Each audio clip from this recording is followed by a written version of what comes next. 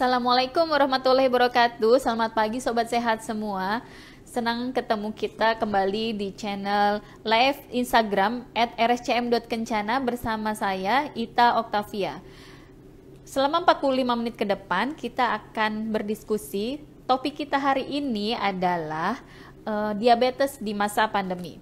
Akan hadir di tengah-tengah kita Dr. M. Yunir, spesialis penyakit dalam, konsultan endokrin, metabolik, dan diabetes. Jika nanti teman-teman ada yang ingin ditanyakan mengenai topik kita hari ini, boleh tulis di kolom komen di bawah ini, nanti kita akan diskusi bersama. Oke, kita panggil Dr. Yunir ya. Halo Dr. Yunir.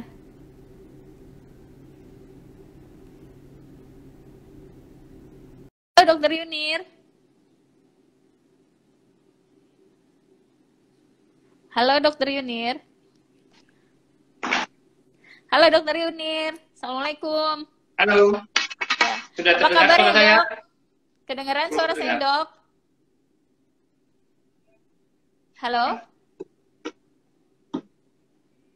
Halo. Ya halo. Saya Halo Dr. Yunir. Halo. Ya halo. Halo. Kakak, belum terdengar suaranya. Belum terdengar. Halo. Halo Dr. Yunir. Ya, sip. Cek sound. Oke. Oke. Oke dok. Hari ini kita akan bahas tema tentang diabetes di masa pandemi. Kita kan sekarang lagi bulan puasa juga nih. Pada para penyandang diabetes, bagian ada yang menjalankan ibadah puasa. Kemudian untuk datang kontrol ke rumah sakit juga agak was-was karena suasananya seperti ini. Agak ketakutan gitu. Tapi perlu juga nih gimana caranya gula darah supaya tetap terkontrol gitu kan. Kalau bulan puasa itu kan ada perubahan pola makan, terapi minum obat, cek gula darah dan sebagainya. Gimana dok? Iya. Iya, terima kasih Mbak Ita. Jadi gini, bahwa dalam suasana seperti ini, kayaknya memang kalau kita bilang pasien diabetes atau penyandang diabetes ini punya beban ganda sekarang ya. Ada beban ganda berpuasa, harus ngatur obat, harus ngatur makan, sama aktivitas fisik. Yang kedua adalah pengaturan suasana COVID. Nah, dua-duanya memang menyebabkan ada beban tambahan, ya, ada beban psikologis terkait dengan pengelolaan diabetesnya. Kalau untuk Ramadan, kalau yang selama ini udah pernah merasakan kan udah tahu kan perubahan-perubahan yang dilakukan apa. Nah, cuman terkait COVID ini ada suasana yang berbeda. Satu, kita lebih banyak di rumah, ya, tidak terlalu banyak aktivitas di luar, malah mungkin sangat minimal, kecuali yang petugas kesehatan yang masih keliaran kemana-mana ya.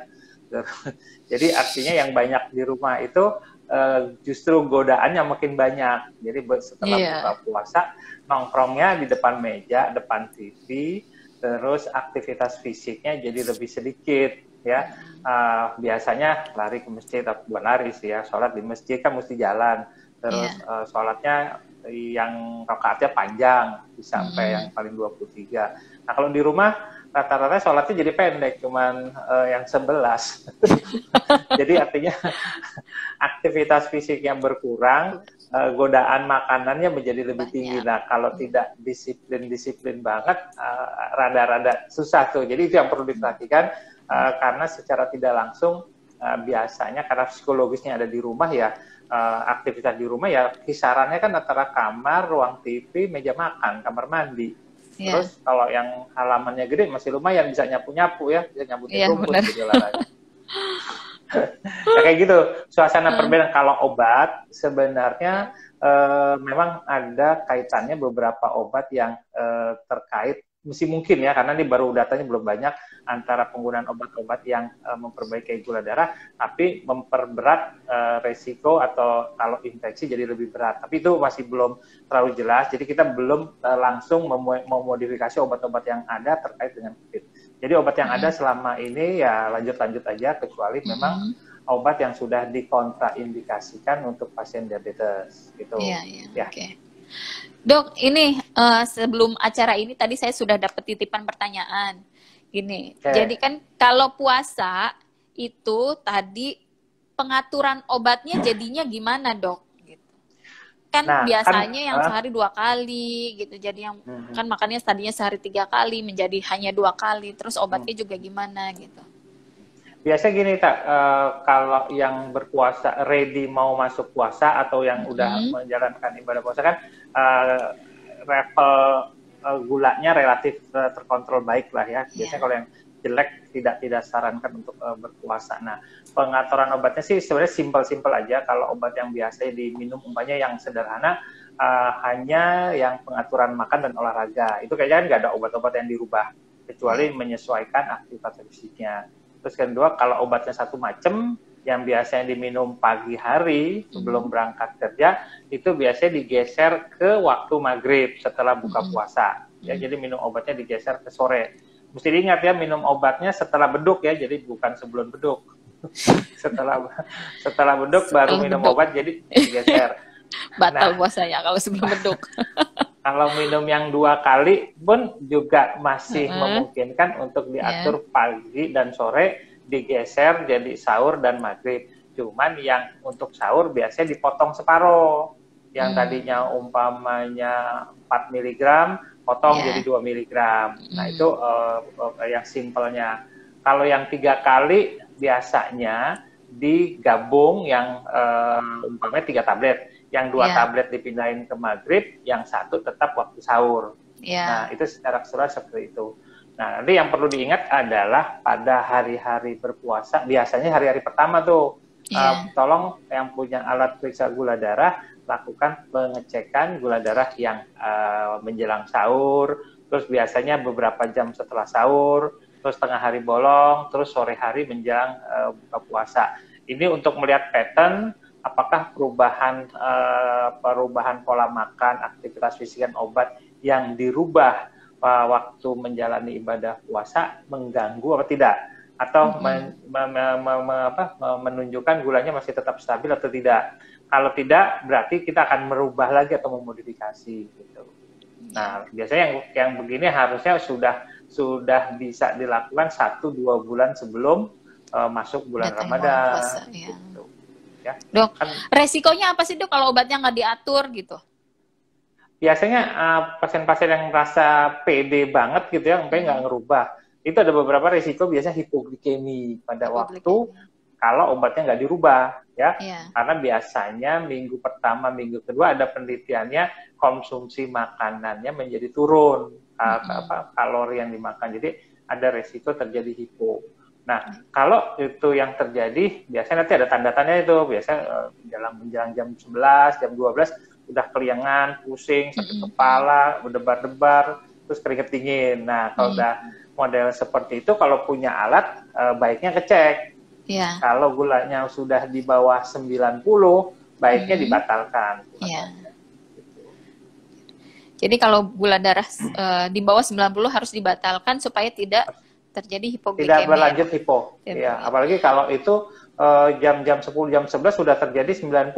Nah, perjalanan puasanya kan masih 6 jam lagi untuk menjelang maghrib. Jadi artinya berisiko sekali, mendingan dibuka saja, terus besoknya lakukan penyesuaian lagi dosis obatnya. Gitu. Ya. Dok, apakah semua pasien diabetes itu boleh puasa semua atau ada yang boleh, ada yang enggak gitu, Dok? Nah, sebenarnya gini, panduannya kita itu ada beberapa kelompok resiko namanya. Grup-grup pasien diabetes ada yang resiko sangat tinggi. Kedengeran suara ya? Ya. Resikonya sangat tinggi, resiko tinggi, yang resiko sedang, dan resiko rendah. Nah, kita omongin yang resiko tinggi-tinggi aja ya. Bahwa yang beresiko tinggi itu yang pasien dengan riwayat ketoasidosis, pasien sering hipoglikemi, pasien waktu masuk bulan puasa gulanya masih 300-an, HbA1c masih di atas 10, terus sudah geriatri, terus fungsi ginjalnya menurun, atau pernah dilakukan tindakan-tindakan atau pernah menjalani operasi 6 bulan atau 3 bulan sebelum bulan puasa. Artinya kelompok ini, atau satu lagi yang pakai insulin multiple dosis ya, bisa 4 kali suntik. Nah, kelompok-kelompok ini sebenarnya yang beresiko. Resikonya apa? Resiko hipo atau hiper. Resiko hipo, iya. Ya. Nah, yang kelompok lain itu yang agak tinggi, yang di bawah yang sangat tinggi itu kelompok yang ibu hamil, ya, terus pengaturan pola makan yang nggak bisa disiplin, terus obat-obat oralnya terlalu banyak atau penggunaan yang biasanya sudah disertai dengan beberapa komorbid atau komplikasi. Nah, pada waktu kita edukasi biasanya pasien itu umumnya mengatakan, yang berpuasa pokoknya saya mau tetap puasa. Jadi akhirnya walaupun kita sarankan tidak puasa, tetapi ada beberapa yang tetap menjalankan ibadah puasa. Nah, kelompok inilah yang kita kelola sebagai kelompok berisiko untuk berpuasa. Apa yang mesti kita lakukan adalah melakukan edukasi supaya resiko-resiko yang mungkin terjadi tidak dialami oleh pasien ini. Nah, satu resiko yang sering terjadi adalah dehidrasi, terus hipoglikemi, ada hiperglikemi, ya, terus mengalami kalau yang ada di gawat darurat tuh trombosis vena. Nah, kelompok-kelompok inilah kalau memang dia tetap puasa harus benar-benar edukasinya ketat, pasien punya alat glukometer, mau ngikutin arahan kita, terus disiplin ngatur makan, monitoring yang ketat. Nah, kalau itu yang dilakukan bisa mengurangi risiko terjadinya komplikasi. Oke, Dok, ini kan pasien kan sebaiknya konsultasi ya untuk apakah dia bisa puasa atau tidak, atau pengaturan pola makannya. Tapi dengan suasana COVID seperti ini, pasien juga kan khawatir gitu datang ke sini. Apa benar sih, Dok, pasien diabetes itu menjadi seberapa persen gitu loh untuk terpapar dengan COVID atau gimana? Sebenarnya semua kita itu terpapar sama risikonya. Terutama gini, kemarin ceritanya gini, COVID itu akan menular, itu tergantung dosis virus yang masuk, lamanya virus itu kontak dengan kita, frekuensinya kita sering kontakannya gini. Kalau kita kayak kita nih yang berisiko tinggi adalah dokter sama perawat nih yang tiap hari harus ke rumah sakit, ketemu pasien dan sebagainya. Kalau pasien-pasien tertentu saja, kalau cuma sekali dan jadwal konsultasinya tidak lama-lama dan tidak lama menunggu. Nah, ini yang mesti diatur bahwa waiting di ruangannya itu tidak boleh terlalu lama supaya paparannya waktu paparannya sedikit. Seandainya pun ada virus itu masuk mungkin yang tadinya yang masuk cuma 5 atau 6 virus. Tapi kalau kita nongkrong dari pagi sampai sore yang 6 bisa jadi 60. Nah, itu yang kita bilang sebagai berisiko. Nah, kita semua yang pokoknya ketemu orang sekarang gini, penularan itu bukan dari luar negeri tapi sudah ke penularan yang ada di teman-teman kita, ya. Saya juga ketemu Ita nih, jangannya Ita nularin saya nih. Ya. Karena kita kan nggak tahu swabnya, ya kan? Benar, nah, iya. Cuman kita yang umur masih muda, daya tahannya masih tinggi, tidak punya penyakitan, virusnya itu nempel aja, tapi nggak menimbulkan manifestasi. Nah, cuman kalau kita ketemu orang yang lemah, virus kita nempel di dia, ya kenanya di dia. Kita sih tenang-tenang aja. Nah, itu yang perlu ditekankan oleh pasien. Jadi kalau pasien mau konsultasi, oke, datang aja ke rumah sakit, emang harus waktu diem dulu di mobil. Jadi jangan langsung turun, supaya dapat nomor berapa? Oh, nomornya nomor 30. Jangan nongkrong di lobi dari jam 7 sampai jam 11 dipanggil. Mendingan duduk aja di mobil dulu, nanti bilang itu baru datang. Terus ketemu dokter ya udah pakai masker kan? Pakai masker, pakai baju lengan panjang, tutup kepala dan sebagainya. Kalau yang ibu-ibu pakai jilbabnya panjang lumayan tuh, udah proteksi, tinggal mukanya aja. Nah, tutup aja mukanya lagi pakai itu masker kan, jadi risiko terpaparnya jadi masih sedikit. Nah, jangan lupa kalau sudah habis dari rumah sakit pulang langsung buka bajunya, cuci, mandi. Nah, ini yang sering terjadi, kita pulang merasa yakin nggak apa-apa, kita ngobrol di rumah, ketemu sama anak-anak, peluk-pelukan lagi, cium-cium, udah deh. Jadi beresiko. Nah, yang punya bocah-bocah nih biasanya kayak gitu tuh. Jadi nggak boleh salam tangan dulu ya, cuci tangan dulu baru salim tangan, cium tangan.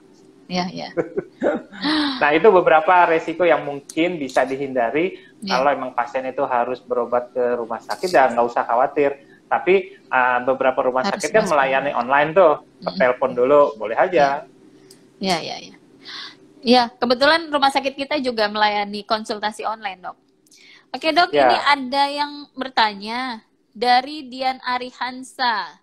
Izin bertanya, lansia dengan diabetes mempunyai riwayat pos operasi katarak 3 tahun yang lalu, beberapa hari terakhir mengeluh pandangan matanya buram. Terkait dengan pandemi COVID, bagaimana sebaiknya?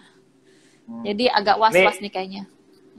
Ini setelah 3 tahun operasi sebenarnya pernah kontrol lagi nih ke matanya. Biasanya kan dokter mata ya kan selalu mengatakan kontrol 3 bulan, 6 bulan atau 1 tahun. Nah, yang kita belum yakin operasi katarak yang 3 tahun, katarak tadi ya? Katarak 3 tahun, 3 tahun yang lalu itu sebenarnya sudah stabil atau belum? Nah, perlu diingat katarak pada orang diabetes mungkin saja sudah baik setelah operasi, tetapi ada satu lagi penyulit diabetes yaitu retinopati diabetes, di mana menyebabkan gangguan penglihatan juga. Jadi mau tidak mau kalau keluhan ini sudah mulai mengganggu, karena keluhannya di mata, mau tidak mau harus diperiksa. Nah, di diabetes itu ada resiko lain, ada pendarahan di belakang retinanya itu yang menyebabkan penurunan pandangan. Atau bisa juga katarak keruh lagi ya, atau mungkin keruh lagi, atau bisa jadi jangan-jangan gula darahnya tidak terkontrol.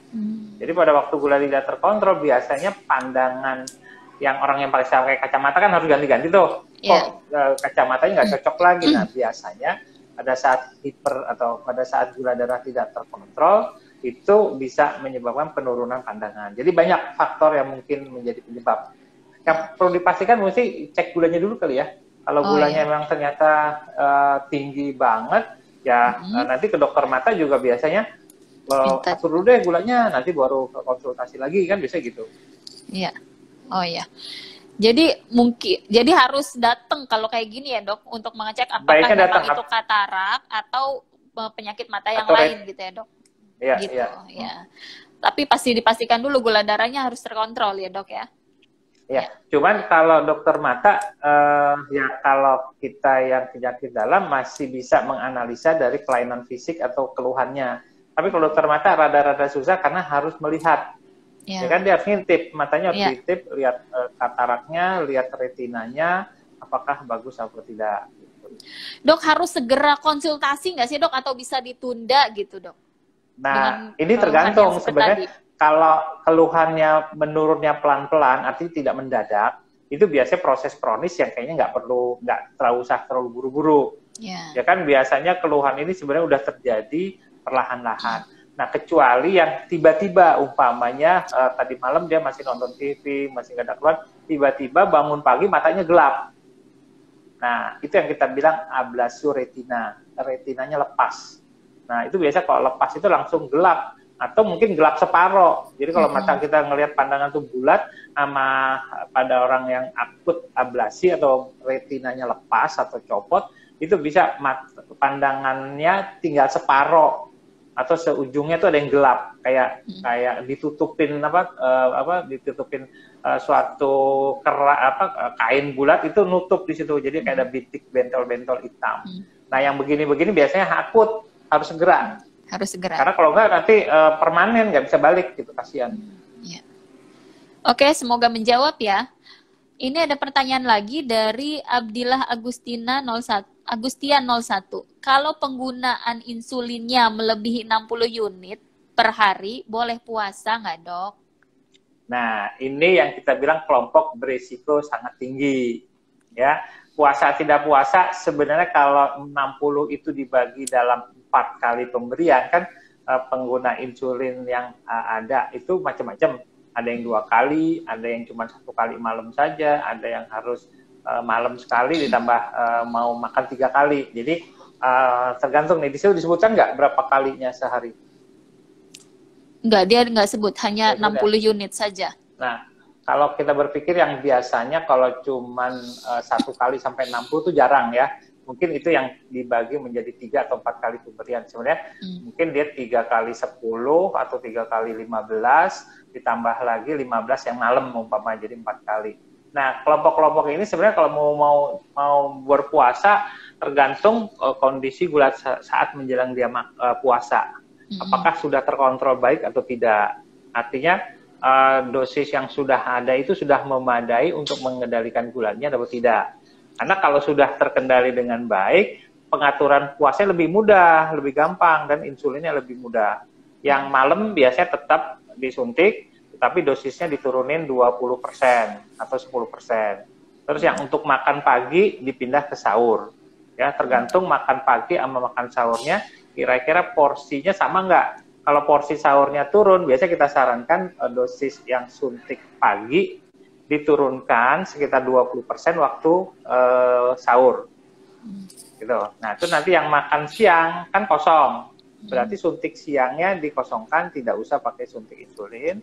Nah, nanti waktu buka puasa kembali seperti yang dosis biasa, yang makan malam itu dipindah ke maghrib. Nah, tergantung nih bukaannya. Mau standar sehari-hari atau ada extend. Kalau extend dengan jumlah makanan yang lebih banyak, kira-kira nambah berapa persen dari porsi yang biasa. Umpamanya nambahnya sekitar 20%, bisa aja yang tadinya 15, kita naikin jadi 16 atau 17 pada waktu buka puasa. Ya, biasanya buka puasa itu jumlah makan lebih banyak dari biasanya. Betul nggak? Betul. Terutama kalau buka puasa, balas dendam ya, Dok. Iya. Untung nggak ada buka puasa bersama ya. Iya. Oke, Dok. Ini ada lagi pertanyaan dari Lestiaci. Mau bertanya dong, beresiko tidak untuk yang hamil seminggu yang lalu, saya cek gula darah sewaktu 291. Apa saya harus cek ke dokter? Gitu. Jadi dia hamil baru seminggu yang lalu, cek gula darah sewaktunya 291. Apakah harus segera ke dokter gitu, Dok? Kayaknya ini harus segera, karena apa? Satu, bahwa dia sedang hamil. Yang kedua, gulanya tinggi. Yang ketiga, dia masuk puasa. Nah, dia sekarang mau berpuasa atau tidak? Mungkin biasa kalau hamil-hamil muda mungkin belum kuat ya puasa ya, bisa oke, dia tidak berpuasa tapi dia hamil gula tinggi. Nah, ini yang kita sebut sebagai diabetes dalam kehamilan. Kalau dia sebelumnya nggak ada diabetes. Nah, kalau dia sebelumnya memang sudah diabetes tiba hamil, berarti adalah pasien diabetes yang hamil. Ya, nah, obat yang biasa diminum umpamanya selama ini bagus-bagus saja kontrol gula darahnya, begitu hamil jadi tinggi. Nah, biasanya kalau udah lebih sampai 290 udah indikasi untuk insulin supaya gulanya segera menjadi normal, terkendali, pertumbuhan janinnya jadi tidak terganggu.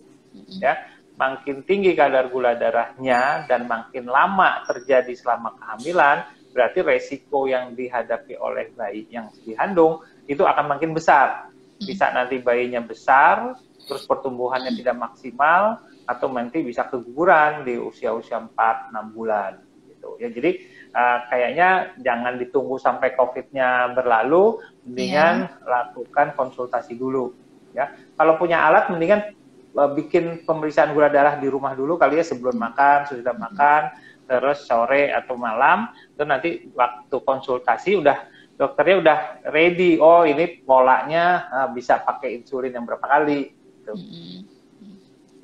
Jadi ini yang tadi itu kalau misalnya mau konsultasi ke sini harus online atau bisa datang kira-kira, Dok? Kalau dia punya alat mendingan online juga nggak apa-apa ya, karena biasanya pasien-pasien yang masih muda hamil kondisi fisiknya kan masih oke. Ya, kecuali dia udah punya riwayat penyakit sebelumnya ya, yang rumah sakit udah kena penyakit A, B, C, D. Nah, itu kayaknya mesti dikompilasi semua data-datanya. Kalau selama ini sehat-sehat saja, nah biasanya yang orang bekerja tuh punya hasil general check up kan dari kantor. Nah, ditanya yang terakhir itu, bulan lalu atau 3 bulan yang lalu saya hasil check up semua bagus-bagus, itu nggak ada rekomendasi suruh ngapain.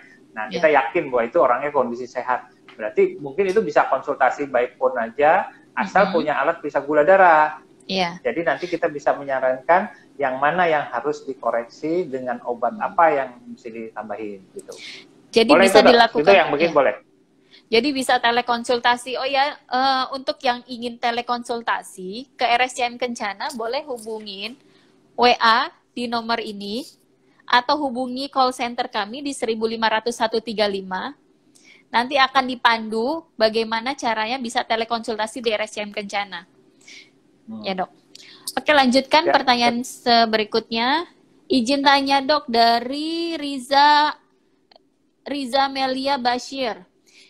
Apabila riwayat DM beberapa kali dites gula darah puasanya 150-an. Beberapa kali tes gula darah tidak puasa 240. Saat ini hanya konsumsi metformin 500 mili 1 kali 1. Tidak pernah ada keluhan. Tapi tetap harus minum. Apakah harus tetap minum obat? Tetap. Silakan, Dok. Karena gini, bahwa pada waktu kita memakan obat, kita tuh sebenarnya punya target kan, bahwa bukan sekedar ngasih obat, udah goodbye sana, terserah lu minum obat sampai setahunan. Nah, di dalam polanya harus ada monitoring namanya. Nah, monitoring itu harus mengacu kepada target. Nah, target gula darah yang tadi disampaikan, kalau sebelum makan 150, artinya itu masih tinggi. Gula darah puasa 150. Target kita harusnya sekitar 90 sampai 130. Nah, tadi yang disampaikan gula darah waktunya berapa tadi? Gula darah puasa 150, tidak puasanya 240-an. Nah, oke, berarti kan dua-duanya tidak terkendali. Karena gula darah 2 jam sesudah makan, targetnya maksimal yang paling bagus itu 160. Kalau mau dilonggar-longgarin, bisalah 180 yang cincai-cincai itu yang masih nawar-nawar. Yang untuk di awal.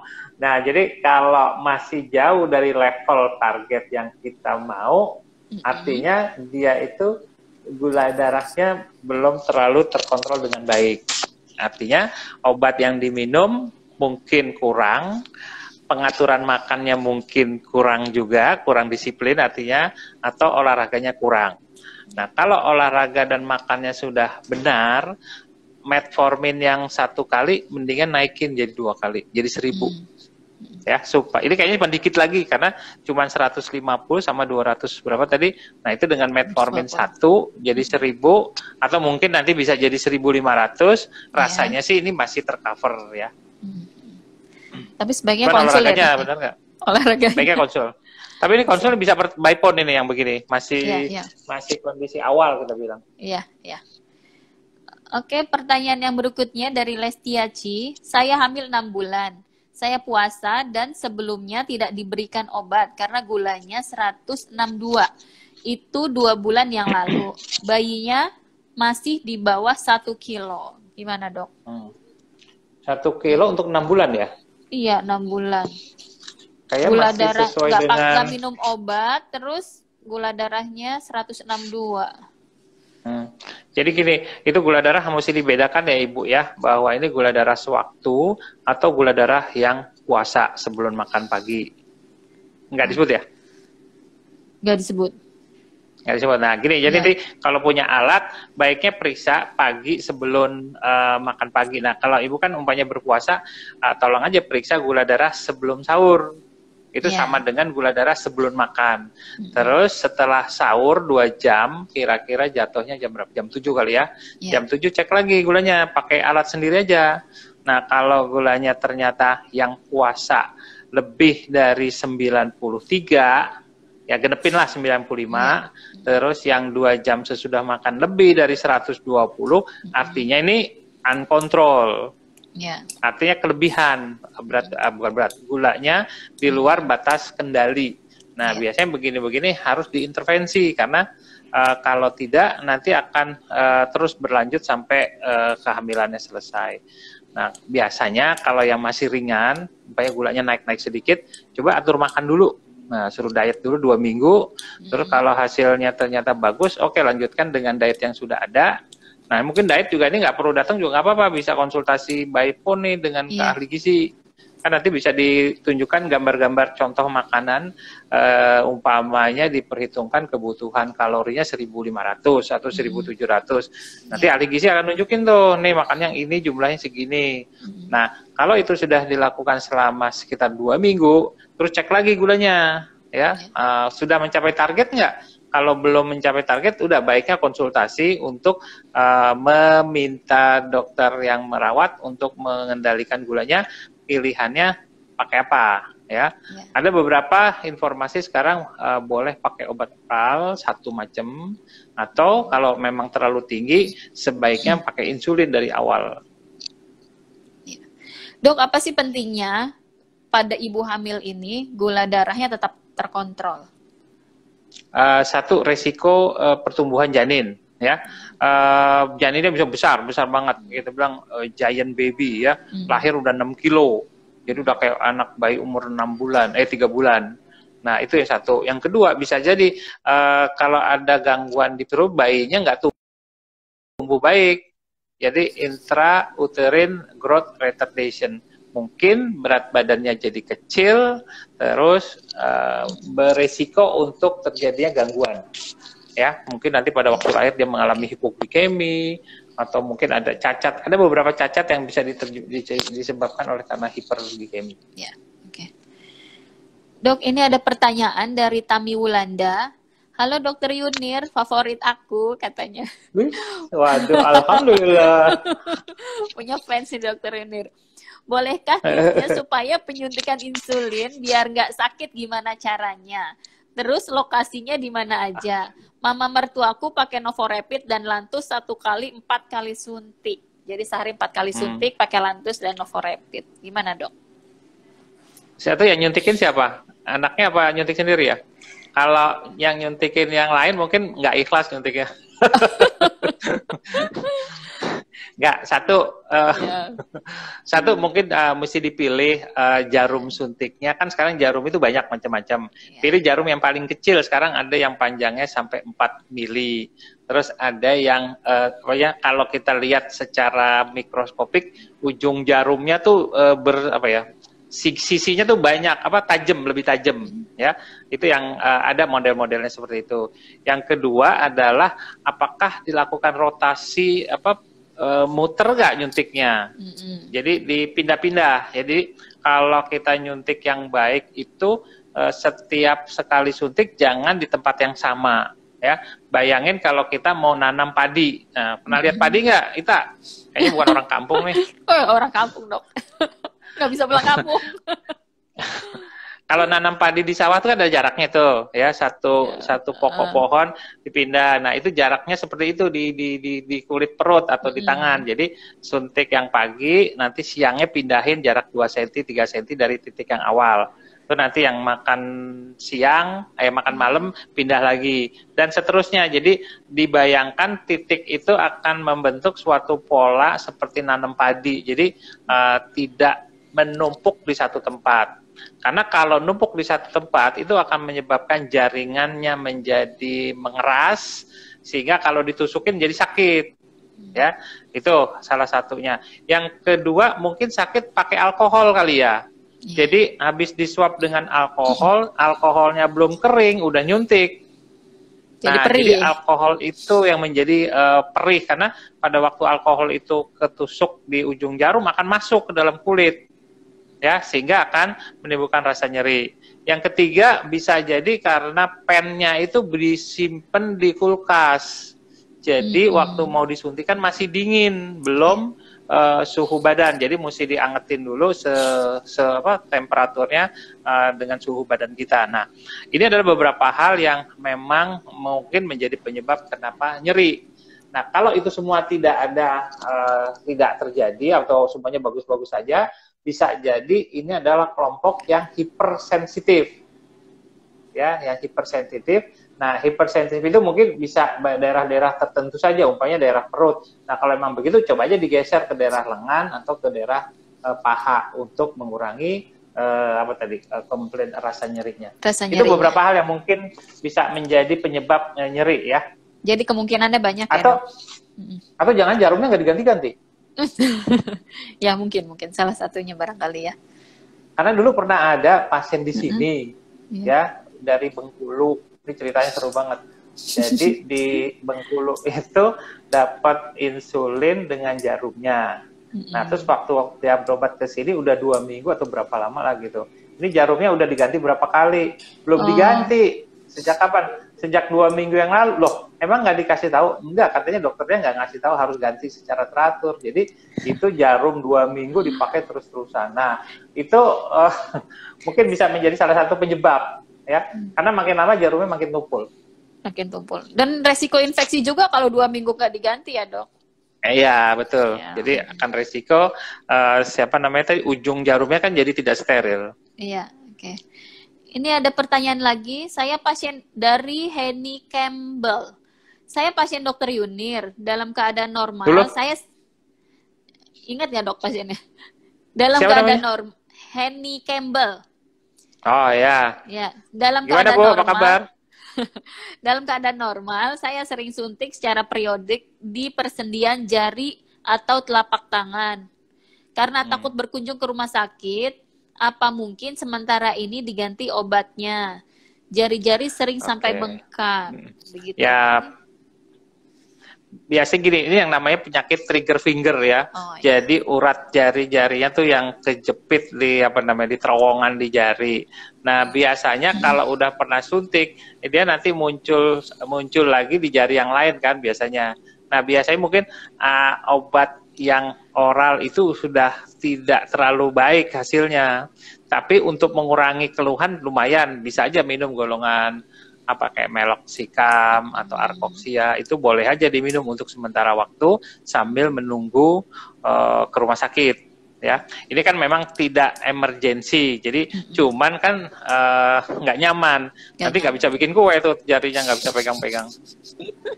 Bisnis nggak lancar ya dok? Bisa nggak lancar. Ya. Ya. Oke, ini ada lagi dok dari Austin Essential Oil Spring. Mau tanya dok, apakah metformin bisa mempengaruhi fungsi ginjal? Tidak. Nah, ini mesti di hoax-nya nih kalau dibilang. Biasanya pasien diabetes tuh nggak mau lama-lama, nanti takut fungsi ginjalnya terganggu. Ya, itu selalu tuh biasa gitu. Jadi yang membuat ginjalnya terganggu itu bukan metformin ya, tetapi gula darah yang tidak terkontrol dengan baik itu akan menyebabkan penumpukan kerusakan di ginjal. Nah, itu akan tetap terjadi pada pasien diabetes ya, karena begitu terdiagnosis sebagai diabetes, gulanya di atas batas normal. Nah, selama fluktuatif bertahun-tahun itu tetap menumpuk sedikit sehingga suatu saat akanlah terjadilah penurunan ambang terjadi penurunan fungsi ginjal. Nah, begitu terjadi penurunan fungsi ginjal, ada beberapa obat yang sebaiknya dihindari. Ya, karena kalau obat ini dilanjutkan, contohnya metformin, begitu kreatinin yang mulai naik 1,4, 1,5, itu biasanya dokternya udah mulai sebaiknya nih mesti di switch ke obat yang aman untuk ginjal ya. Jadi bukan obat gulanya, tetapi gulanya sendiri yang menyebabkan kerusakan ya. Oke. Dok, ada yang bertanya dari Lestiaci, apakah kalau sudah memakai insulin bakal ketergantungan? Bisa iya, bisa tidak ya. Tergantung dari riwayat penyakitnya ya. Ada beberapa pasien yang umpamanya tadi diabetes hamil ya, ternyata harus pakai insulin karena memang harus segera pakai insulin supaya gulanya bagus. Begitu dia selesai melahirkan, biasanya insulinnya bisa kita stop lagi. Ya, satu. Kedua, pasien-pasien diabetes yang tadinya kondisinya baik-baik saja, mungkin terkontrol dengan obat 1 atau 2 macam, terus tiba-tiba mengalami umpamanya amit-amit ya, kayak ibu-ibu. Amit-amit dia kena TBC paru-paru umpamanya. Nah, terus kena infeksi COVID, terus kena infeksi-infeksi yang berat. Nah, pada saat itulah perlu insulin untuk mempercepat gula darahnya terkontrol. Nah, kalau penyakit-penyakit ini sudah sembuh, penyakit infeksi tadi, biasanya gulanya akan balik lagi ke kondisi seperti sebelum sakit. Sehingga, nah, pada waktu itulah insulin diputuskan biasanya di stop.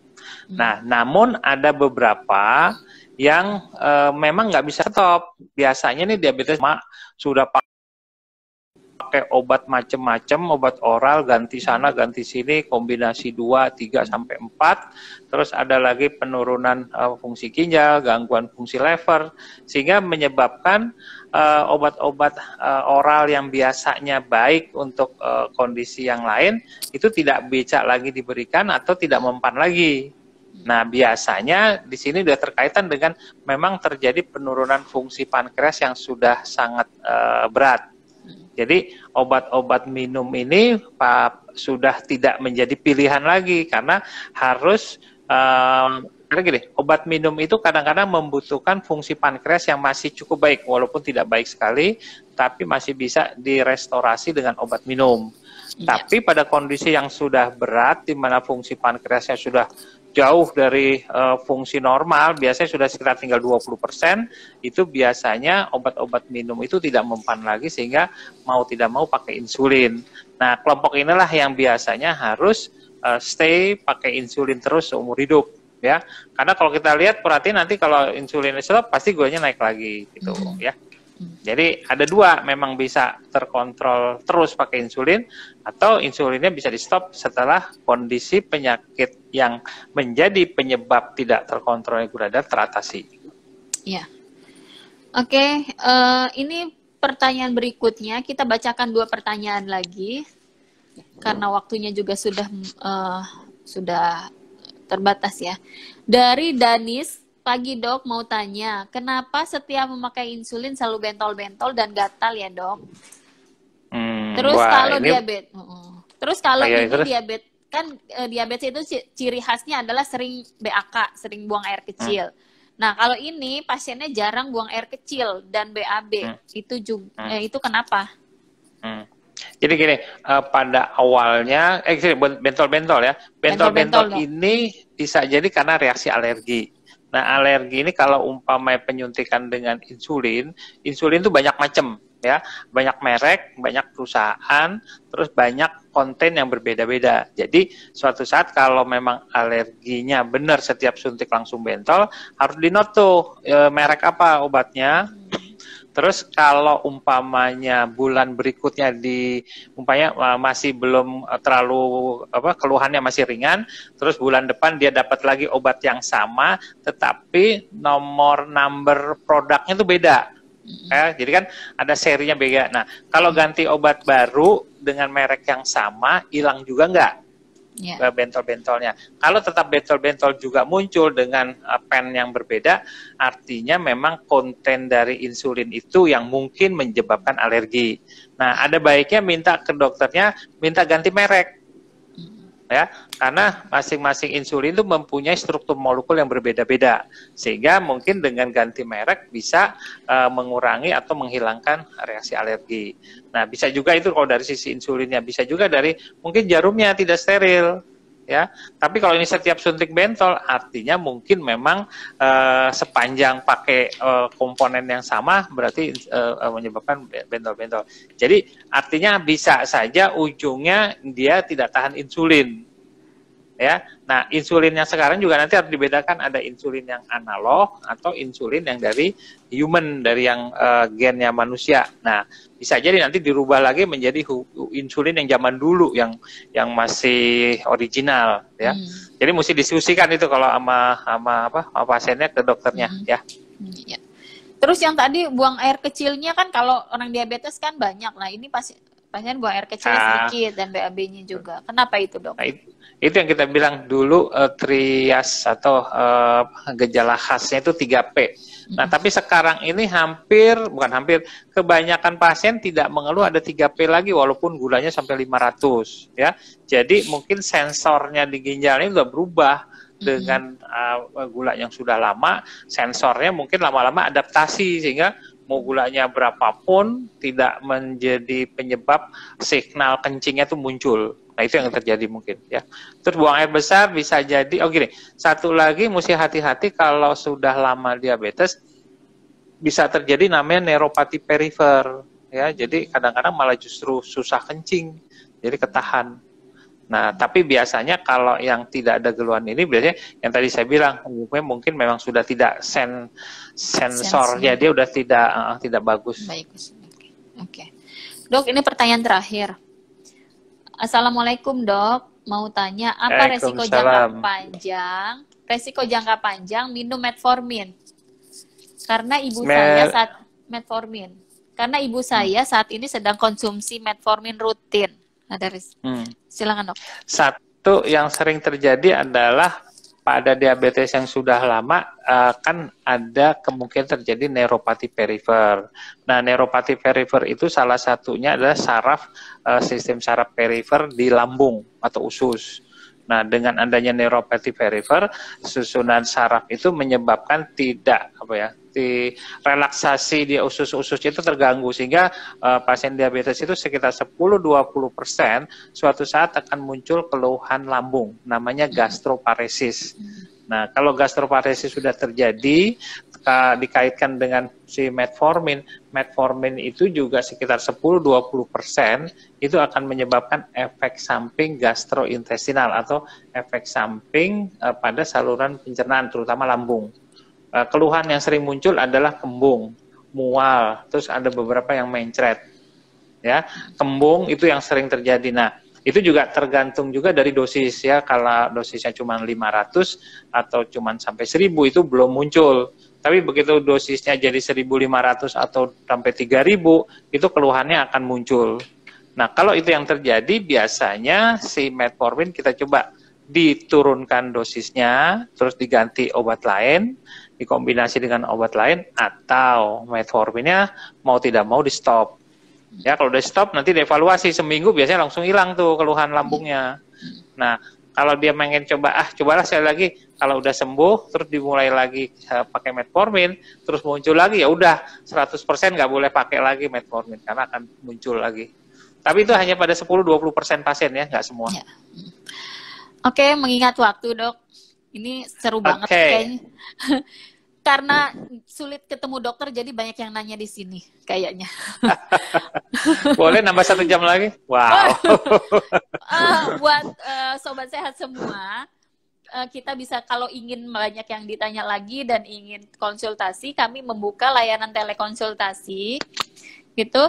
Bisa dihubungi nomor call center 1500135 atau ke WA-nya Kencana. Atau boleh juga sobat sehat semua follow di Instagramnya rscm.kencana, di situ banyak informasinya. Dan untuk dukungan RSCM Kencana terhadap penanggulangan COVID-19, sobat sehat dapat menghubungi ke nomor itu juga. Jadi boleh bertanya di situ. Di situ akan diberikan informasi layanan penunjang untuk layanan COVID-19. Boleh ditanyakan. Oke, Dokter Yunir, terima kasih atas waktunya. Terima kasih.